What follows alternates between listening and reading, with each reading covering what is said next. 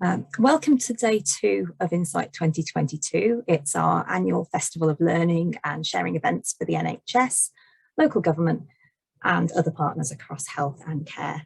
The theme this year is the science and craft of decision making. But just before we get started with this morning's session, I'm Stacey Croft. I'm an analytics manager at the strategy unit. I've got the pleasure of hosting you this morning. We're going to do a couple of housekeeping announcements. As you join the Zoom session, please keep your microphone muted during the session. Feel free to introduce yourselves in the chat box and say hello. We'll be using the chat box today to ask questions and raise any technical issues people might have. We are recording the session and it will go up on the website afterwards. For those that use Twitter, feel free to tweet about our sessions using hashtag Insight2022. And you can tweet us at Midlands DSN and at strategy_unit. People are still just 1 or 2 coming in, but I think we'll make a start. I am very pleased to introduce Eric Wolstenholme. Eric is a professor of management science and business learning and has consulted and published widely in systems thinking and system dynamics. In this morning's event, Eric will be aiding us in understanding the links between delayed discharges and hospital congestion through the medium of system maps and archetypes, which if you don't know anything about, it may or may not have been something you've seen or heard of before. But after this session, I'm sure you'll be much more familiar with it. Eric's going to take us through. And over to Eric. I'm going to stop sharing so that Eric can. Thank you very much.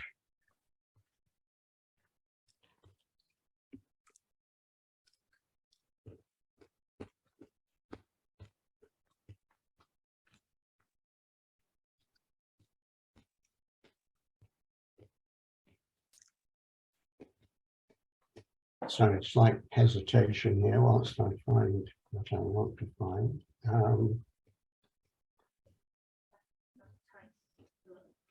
What is it?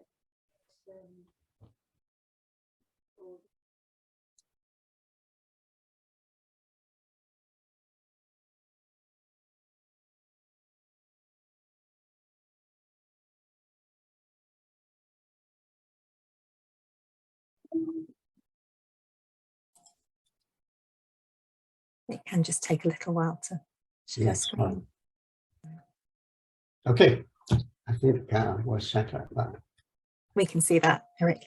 That's great. Okay, thank you. Sorry for that slight delay. And good morning to everybody. I'm really pleased to have the opportunity to speak to you today and explain some of my thinking.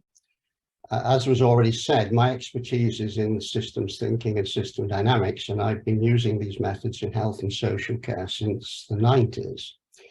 During that time, I've helped to build numerous models and through hospitals really, of patient flows, and I've pioneered the use of systems thinking to trace almost cause and effect linkages right through hospitals. And what I want to talk to you about today is my latest thinking, which is motivated by 2 things. One is the advent of integrated care systems, and the other is new ways I've developed to try and help people understand the complex feedback structure that actually happens in hospital.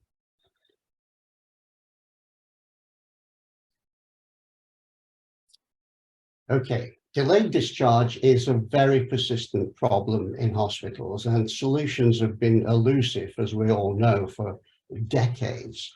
But there is growing momentum to try to address it, and the possible solutions on the table at the moment are government funding, which never seems to be forthcoming, and targeted health subsidies to social care through the concept of integrated care systems. And a couple of these initiatives are currently taking place.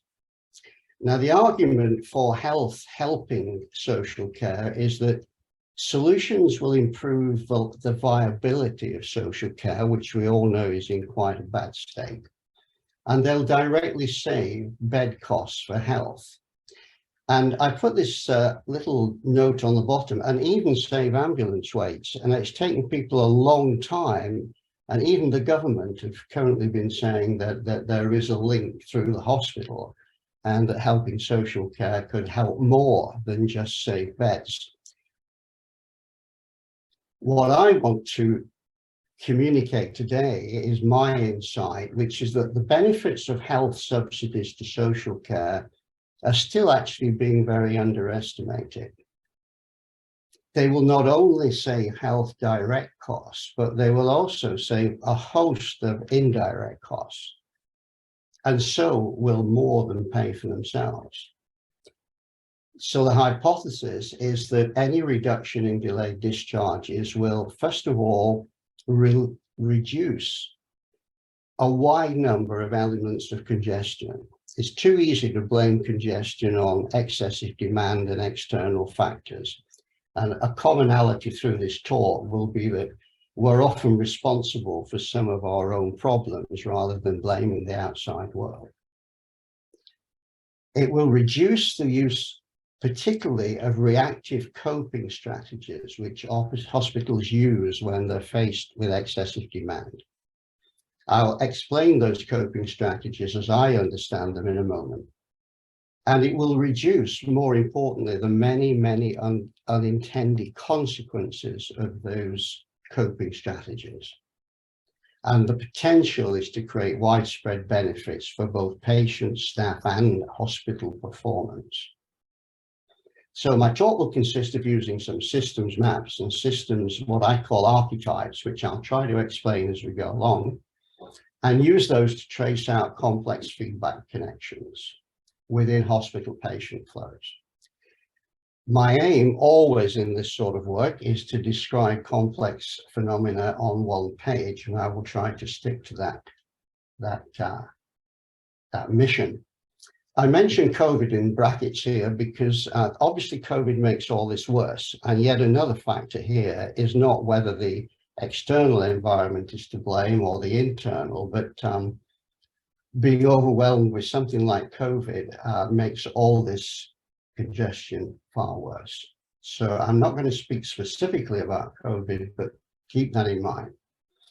If you want any references on this, I give you two in particular. Douglas McKelvey and I recently wrote a book, which is called The Dynamics of Care.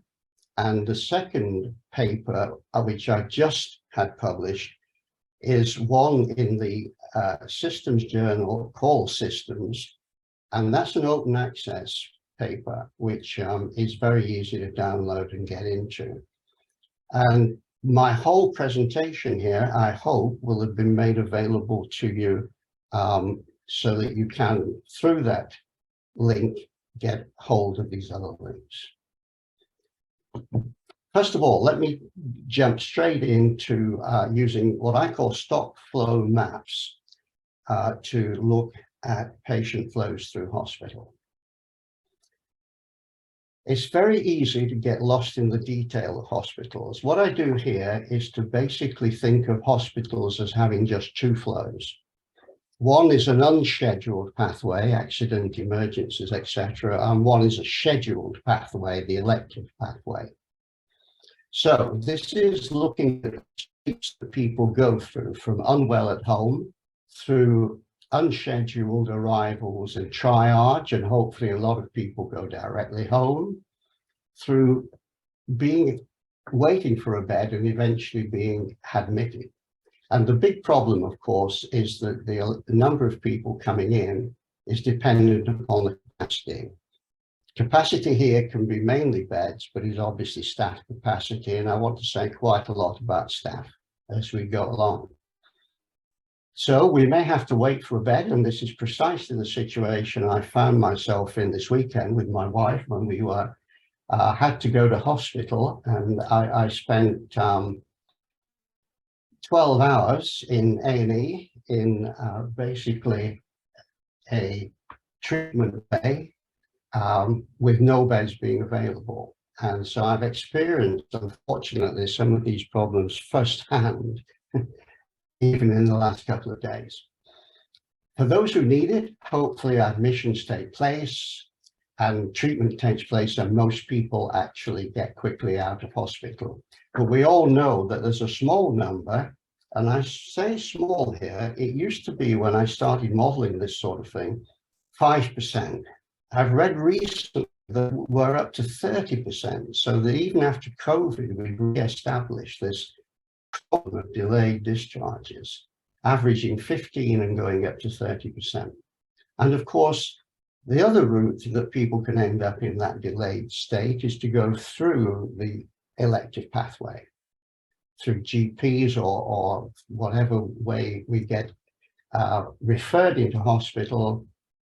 And again, capacity is a problem, and we hopefully get people into being elective treatment and simple discharges, but some people go through here. Now, secondly, the problem why this particular stock gets out of hand is that discharge is a problem. And so we have social care capacity. And you'll see these outside sectors here, which try to distinguish health from social care. And I could obviously split social care, as we have many times, into its components. But here it's just basically looking at aggregate social care. And hopefully, eventually people end their package and they don't recycle through the system and progress and throughput takes place. Now, what I want to do is to use this basic view of a hospital, a helicopter view, if you like, to look at what happens when we run into congestion problems. The first thing that happens is what I call coping strategy 1. If we haven't enough room in the unscheduled pathway, we move people through to the scheduled pathway. And we often call these borders, they're called different names in different parts of the country. But this is one way of thinking about some of the interconnections. So for example, if discharges are a problem and we get a lot of delayed discharges, there's a feedback where bed weights go up, borders go up, elective treatment goes down, and elective wait lists go up. And just in a simple way there's a direct tracing of a connection back to the elective wait list. There's obviously a connection back, as I alluded to, that people are discovering presently, back through to hospital triage and the problems of hospital access and things like ambulance waits. So that's number one. Number two, the thing that happens is potentially early discharge. There aren't many things we can do, but this is a debatable area, but there is a lot of evidence that early discharge can be a management lever rather than just what should take place and have some sort of target for how long people stay. The next one is coping strategy 3, which is a mixture of diversion. And diversion is probably the best route and the one with the fewest unintended consequences. But we have others. We have actually thresholds being changed by GPs in primary care. So acting really as the guardians of the system. And also hospital triage becoming tougher and tougher, thresholds changing and people really not being admitted. So we have demand management up at the front end. Number 4 is obviously to put more beds in. Escalation beds, overspill beds, where we try to actually then accommodate people as best we can. Waiting areas, corridors, ambulances, whatever we can get hold of. And we have space implications here. And finally, one that is a release of a safety valve at the back end of the hospital is the spot purchase by health of social care capacity. So quite quickly here, we've gone from two very simple high-level pathways to a lot of informal pathways. And many organizations suffer from having to find coping strategies and informal pathways to survive. And health is absolutely no exception to that. Okay. The first thing I then tried to do was look at the unintended consequences of all these coping strategies. And if I tried to draw them on here, we'd just end up with a lot of spaghetti and it wouldn't be very easy to follow. So what I did in the first instance was to think about these coping strategies in terms of feedback. And feedback's the key. If we get a problem, it feeds back into other parts of the system. So we take a simple case here, and I use what I call a balancing feedback loop. If waiting times get too high, we do things like increase the number of boarders, and this should reduce temporarily at least waiting times. And that is a balancing sort of feedback loop that's should be familiar from many, many other cases like central heating. We try to control temperature by actually putting heating on. And the intention is to overcome a threat. Now, the problem is that balancing control like that often has very, very severe reinforcing unintended consequences. And what I mean here in health terms, if I use a health analogy, we're talking nothing more than having side effects. The side effects of medication, for example, and having to balance the side effects against the intended treatments. Now, to give you one example here of the problems of boarders is that we've already alluded to the fact that we cancel elective operations. This can lead to elective patients being admitted as emergencies and actually make waiting times worse. It can also actually need social care and reduce social care capacity. So we have more delayed discharges. It can lead to inefficient treatment. It can lead to excessive time in hospital, which in turn leads to infections, which in turn leads back to waiting times. And this sort of two-loop combination is what I call a systems archetype.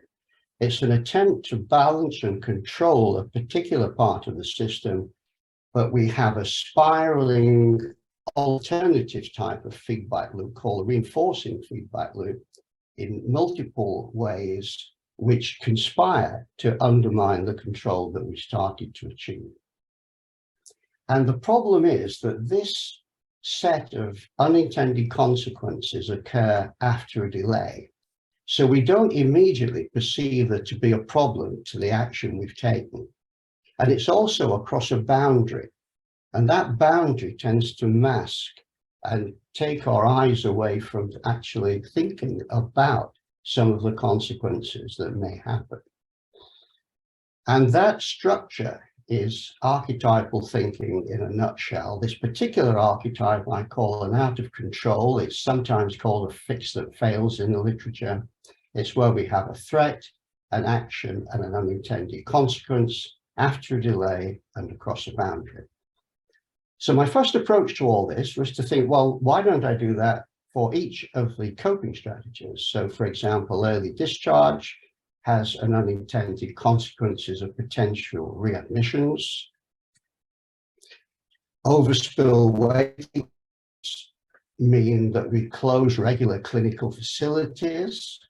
We actually are then putting pressure on long-term patients who may again be admitted as emergencies. We have problems, as before, with treatment efficiency, and we have implications for social care. Referrals and net demand management obviously push back, and they have an unmet need, both on primary care, actually, and on society, so that we're pushing this to one side, and this in turn can feed back and affect future waits. And finally, the spot purchase, of course, this is mainly has the implication of being expensive. It affects hospital costs, gives us less capacity, basically, and it affects social care costs, which actually can then result in implications through that route. Right. Every organization has these coping strategies. Health is not unique. And here's an example of somebody with a need for a coping strategy, and they often require ingenuity. So here we have a friend of mine who's got a problem, and he's got a control himself. He's got a fix for it, which is to pass the problem on. And unfortunately, many organizations, when they're faced with this sort of problem, go into all sorts of difficult coping situations. If you're in a tower block, this man will pass on his problem to another, and in turn they will pass that on, and it has severe unintended consequences for the whole of the tower block.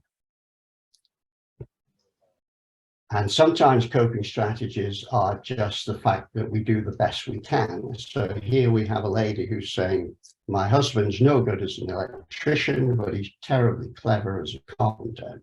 He can't change a light bulb, but he can get himself closer to the light bulb. Okay, that's a little bit of a light-hearted side effect, because they do have all sorts of implications and formulations due to unintended consequences.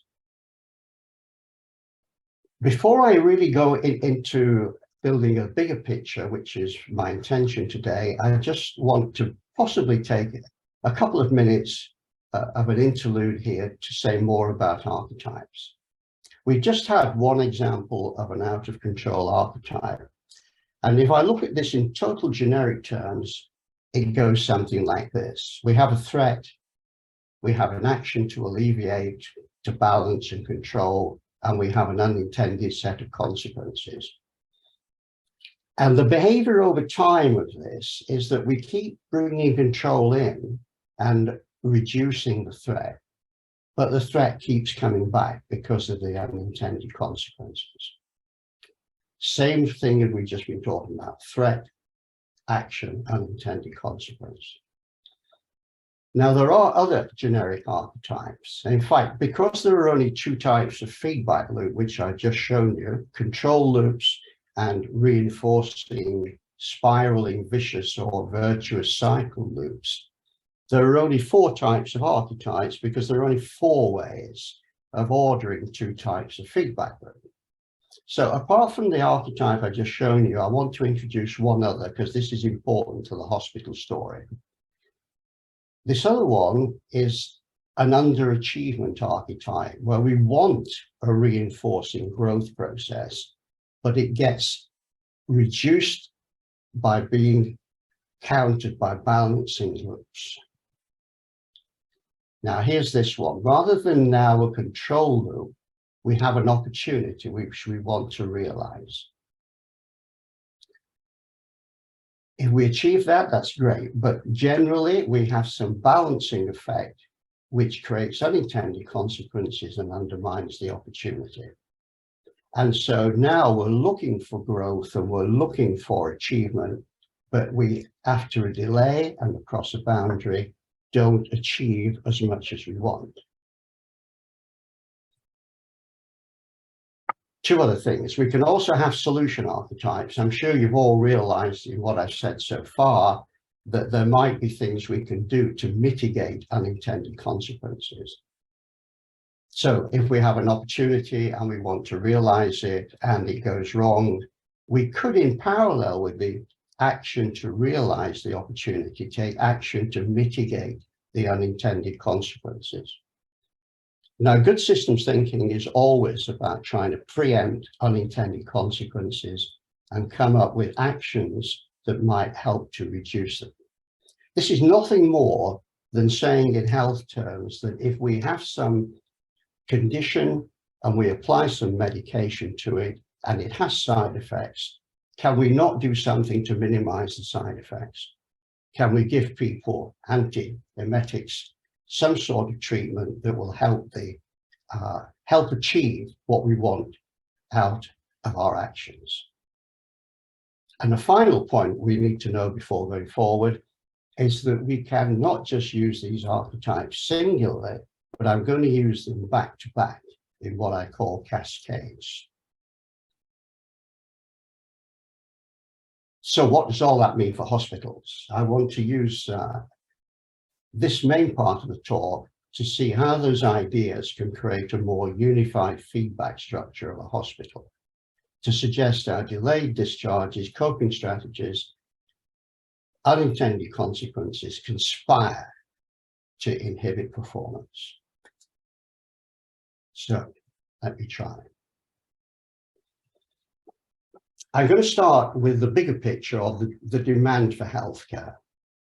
Where does that come from? It comes from population, aging population, results in numbers weighting, results in people being admitted to hospital. And in general, we hope that external demand isn't persistent. We hope that there are troughs and peaks. We hope that we have summer troughs and winter peaks. But as we all know, that situation is changing, and we're getting more and more of all year round peaks. And we need capacity for that. And we hope that government will provide funding for hospital admissions, and that the more demand that comes will yield more investment and help us get more people into interventions. Now, the problem is that all demand, is that all externally created? I suggest that health in large way is actually a victim of its own success. The more interventions we have, the greater the life expectancy, and inevitably more people will come back for more. And so we actually are contributing through our own success. And this reinforcing loop is this idea of trying to achieve better outcomes for more people. And so it's called a reinforcing loop, which creates its own growth for demand. Now, the big issue is that certain things prevent that happening. Excuse me. Our biggest problem is delayed discharges. The more interventions we undertake, the more delayed discharges, which is a function of social care and NHS continuing care capacity. Now, we just know this is going to happen. There is a boundary, but we just can't do anything about them. The more people we try to help, the more delayed discharges we get. And so we've got an example here of that second sort of archetype I talked about, which is a reinforcing growth loop being inhibited by delayed discharges. So it's called an underachievement archetype. Now, the good news is that for every problem archetype, there's usually a solution where we can take some element of the left-hand side across to unblock the right-hand side. This can help restore what we want to do. The bad news in health is this is very difficult to implement, but we do have two solutions. We have the need for the government to realize that whenever they increase health capacity, they need to balance that with increasing social care capacity. And in the case of not getting that, we are moving into almost health looking to help social care on its own, to subsidize domiciliary care, wages, etc. Those are very specific applications of this general principle. And this is quite right. If you think back to my original flows, the main two flows through hospital, it's very much like a supply chain. And the big message from supply chains is that the weakest in the supply chain often need helping by the strongest. And that's the way that we make the whole supply chain work.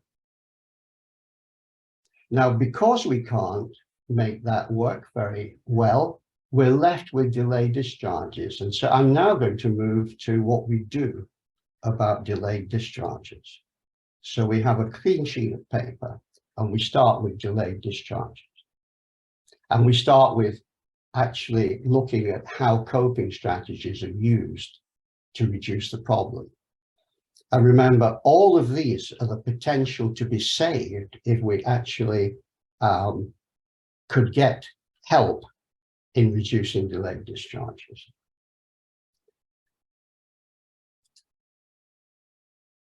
I actually think that coping strategies fall neatly into two groups. That what hospitals do, first of all, when faced with excess demand, is what I call absorptions. We go through a period of bringing in patients, and later, almost then, switch to expelling and excluding patients. Let's stick with the absorbing patients, because this is my first archetype on the back of what we've just been looking at. We're going to look at corridor waits, escalation beds, ambulance waits, and we're going to look at borders and outliers. Across a boundary after a delay, these result in more people in hospital, reductions in treatment efficiency, and things like cancelled elective operations. They can lead to reduced efficacy almost for everyone, and they can lead to time in hospital.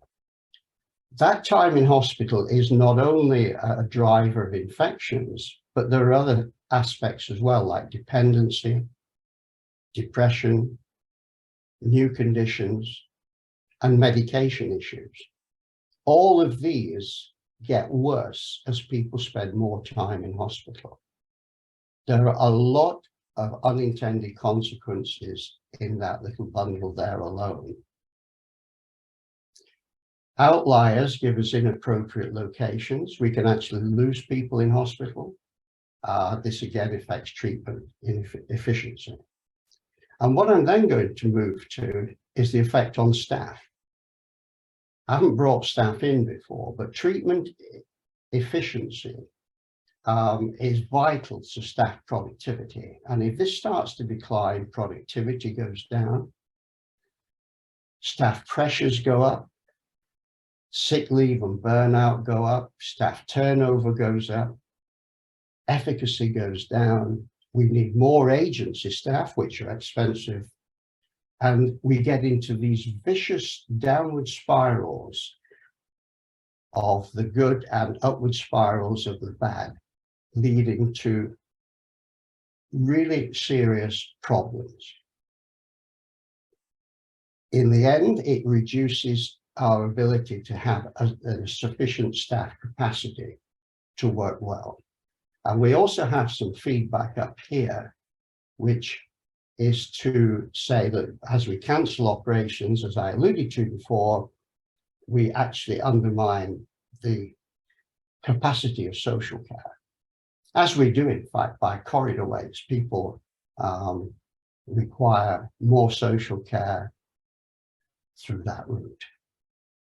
So that on one small screen contains many, many complex unintended consequences of absorbing patients. Now, we know that absorbing patients is obviously going to be a problem.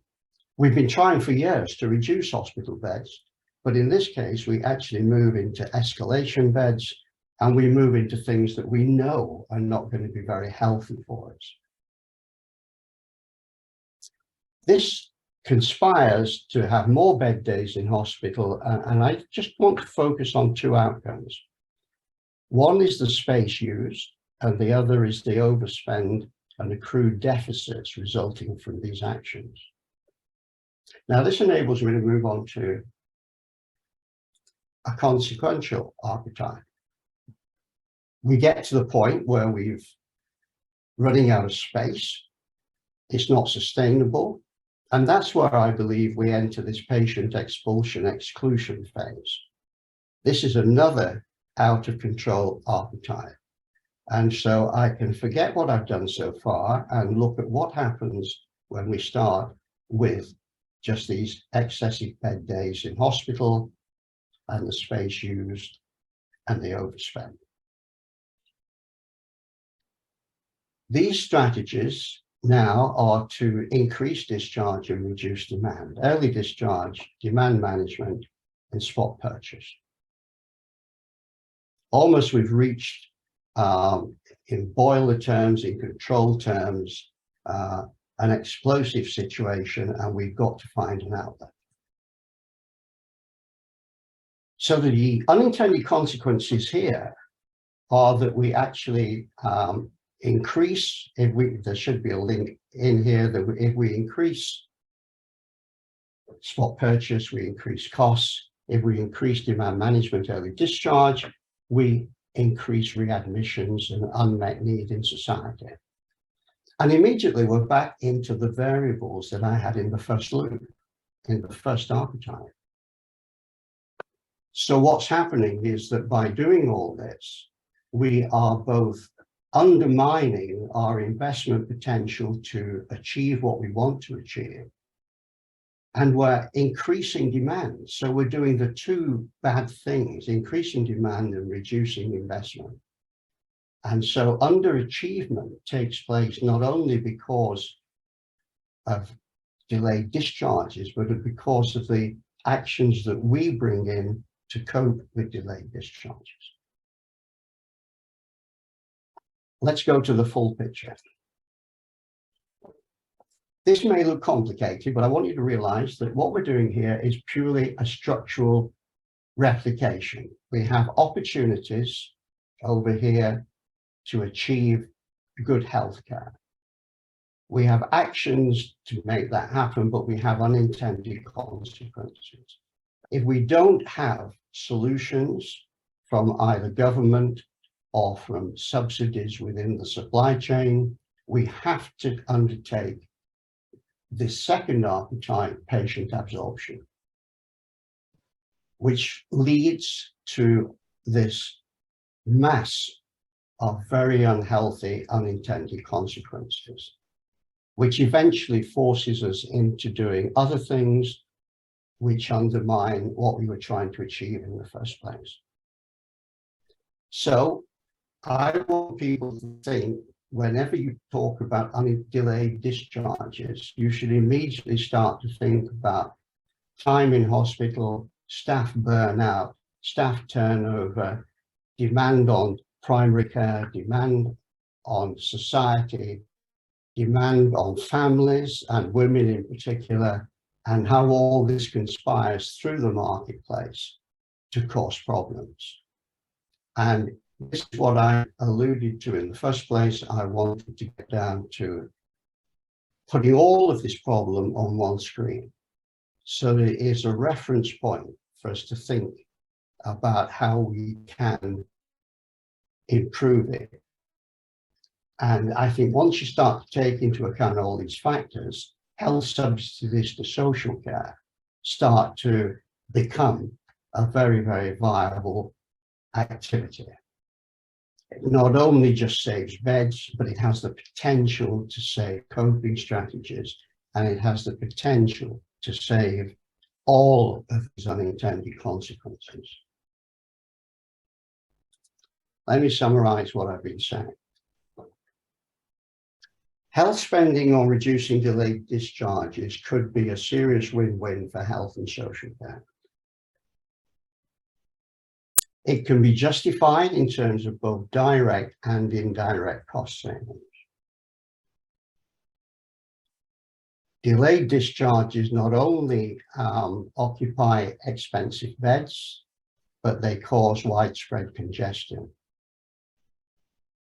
Let me go back and just make sure that I've got across the point that both in terms of demand and staff, we can easily blame problems with them on the outside world. Demand on the fact that people are getting older, staffing problems because we haven't got enough people, and they're leaving too quickly. And so there's an internal source of problems created as well as an external.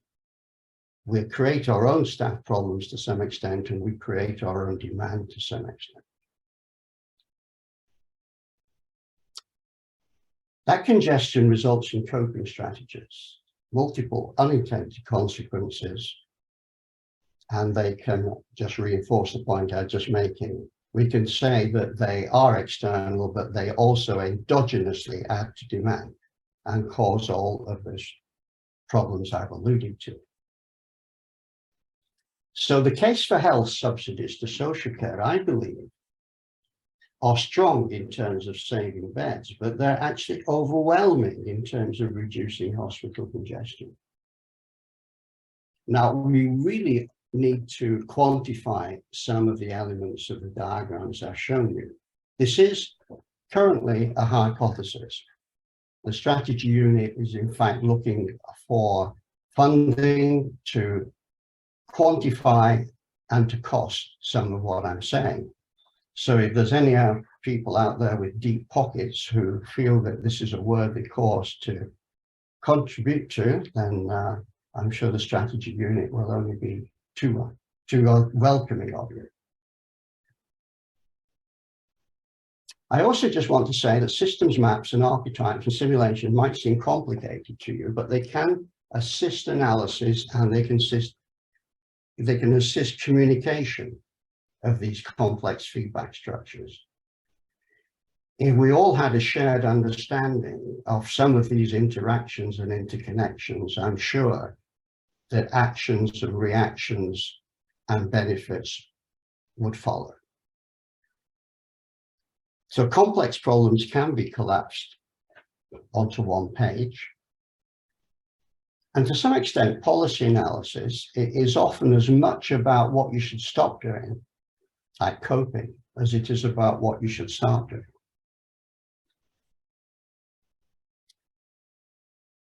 Okay, I rest my case at that point. We've got maybe 15 minutes plus left. And so if there are questions, I'm very happy to share, to try and answer those.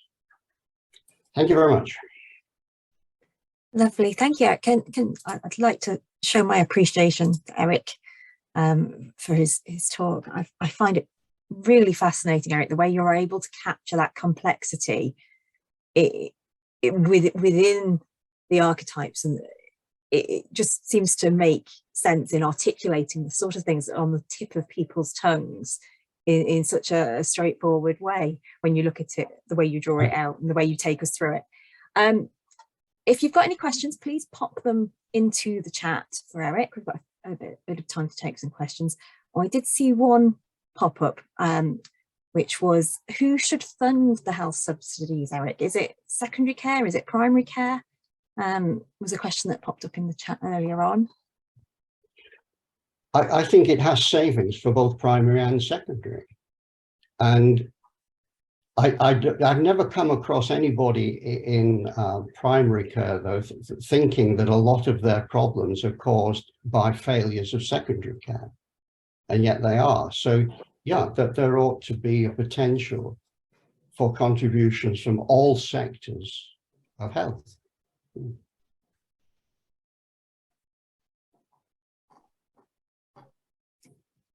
Yeah, I did like the point you made around, you know, when the government increases funding to healthcare, to the NHS, that they should also balance that with an increase to social care at the same time. There's lots of compliments in the chat, Eric. Things like amazing talk, really clear overview of such a complex system, very comprehensive explanation of a complex problem. There's questions about, are these insights being shared with the government, NHS England, ICBs? Have you got plans to share your work further, Eric? It really does need sharing if people think it is really worth sharing. And I've done my best over the years to write about it, to make a case for it, but I don't think that we have made the impact that we need. And if anyone can move this forward into the Department of Health in particular, social care takes this background stance all the time with the government, and they almost see it as not being connected to health. This idea of seeing that if they helped social care, they will be helping health is something that's so obvious to me And I tried to think about why it's so difficult for people to come to terms with it. I think one of the issues is that health is always seen on an individual basis. It's seen about helping people and getting them through difficult times. And not enough attention is paid to the helicopter view of the consequences of all those people passing through the system and where they get stuck and where are the best levers to actually tackle that problem. And particularly this idea of some of it being self-inflicted. I would really, really love it for the government to realize that these two organizations are actually complementary and necessary to one another. And I quite like my supply chain analogy, where you think about it in terms of like in a food chain, you know, the supermarkets helping the farmers or whoever's got the most power to help the weakest. And power is a real issue here. Social care has far less power than health. And it is a completely different system. It has its own information systems. It has its own autonomy. And so it's understandable that there's a problem at the boundary. And we need to get that joined up. I think what I'm describing here is a way of showing that you can join these things up and changes can be made to the benefit of everybody. There's several more questions appeared in the chat, Eric, generating some discussion, certainly. I'm just going to pick one out. There is a question around how can people avoid coming to use primary and secondary care? Is it about looking at people's health and lifestyle and targeting those? And I think there was a similar question as well around, is it about looking at people's health and lifestyle and trying to reduce contact with primary and secondary care that way? Would that help? Well, we always come back to the prevention as against the cure. Yeah. If we can prevent, and public health tries its best, but doesn't again get the funding because there doesn't seem to be the joined up thinking that says the more we put into prevention, the less we have to do the acute care. And I do have a thought about that, which I've put forward a number of times, is that one of the problems in doing that is finding the funding. You have to keep acute care going whilst you build up prevention. And you've almost got a double run. So it's expensive, and in the current climate, and it's always been the same, you need to spend money on both for a time, even a generation, before prevention starts to show its reduction of acute care. So I totally advocate and support what was said there about prevention, but it's another difficult one to get across without some sort of thinking, in my mind, along the lines that I'm presenting here.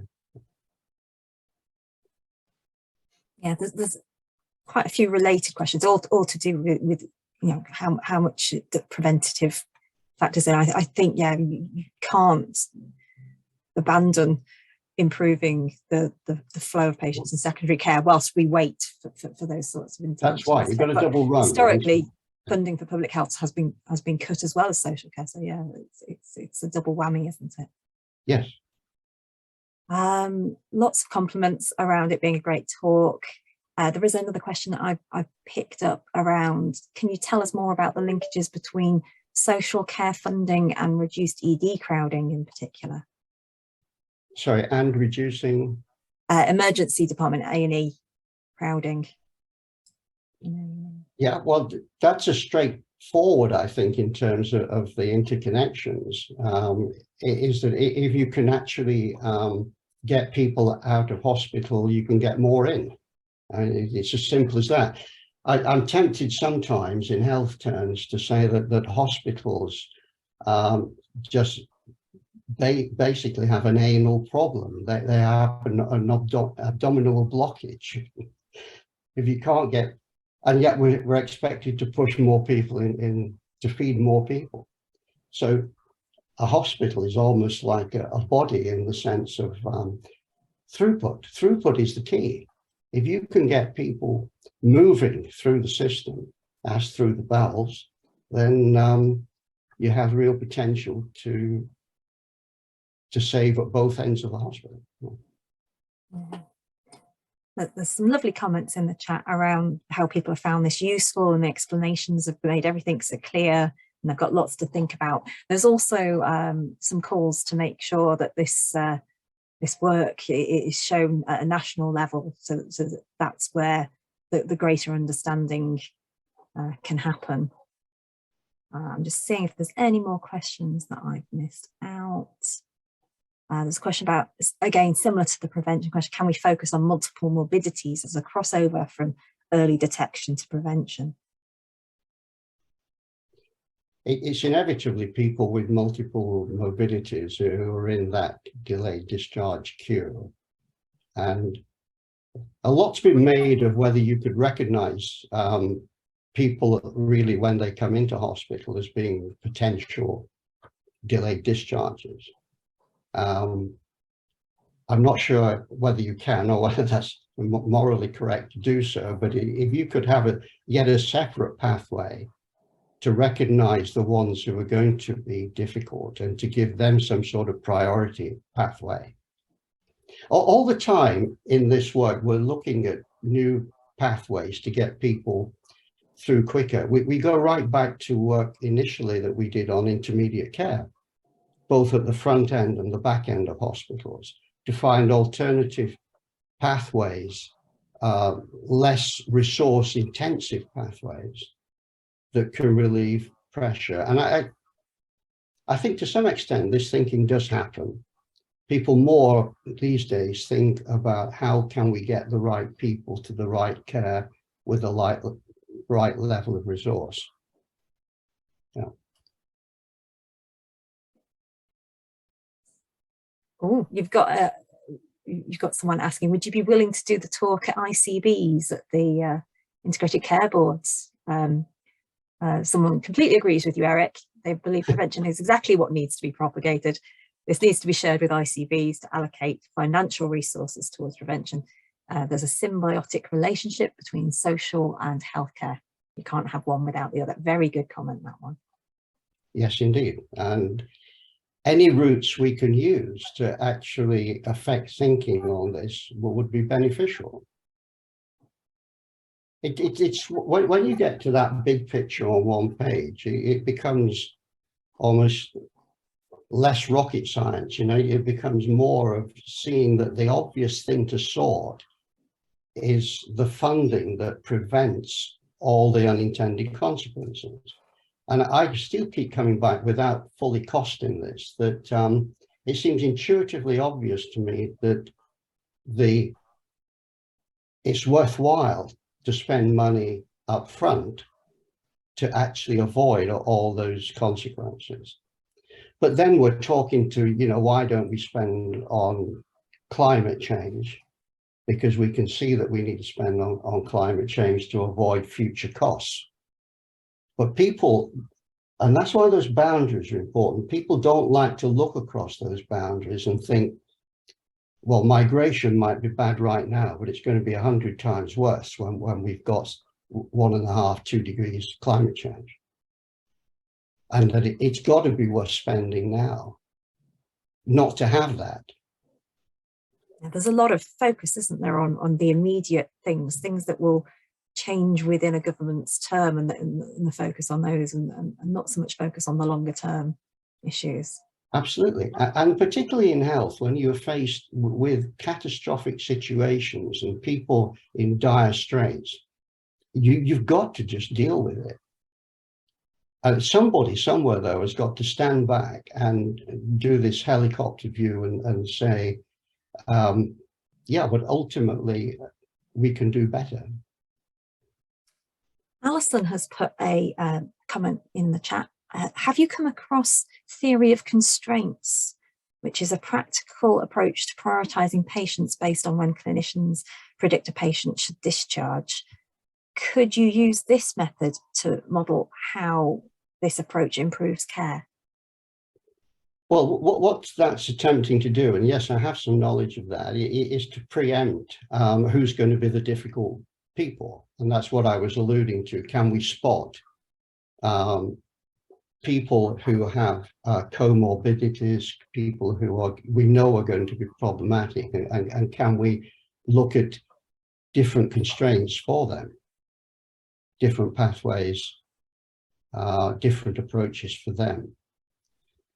But that's almost disaggregating and trying to cope with more of the same. It's not taking the aggregate view of ultimate aggregate view of saying it's worth spending more money here.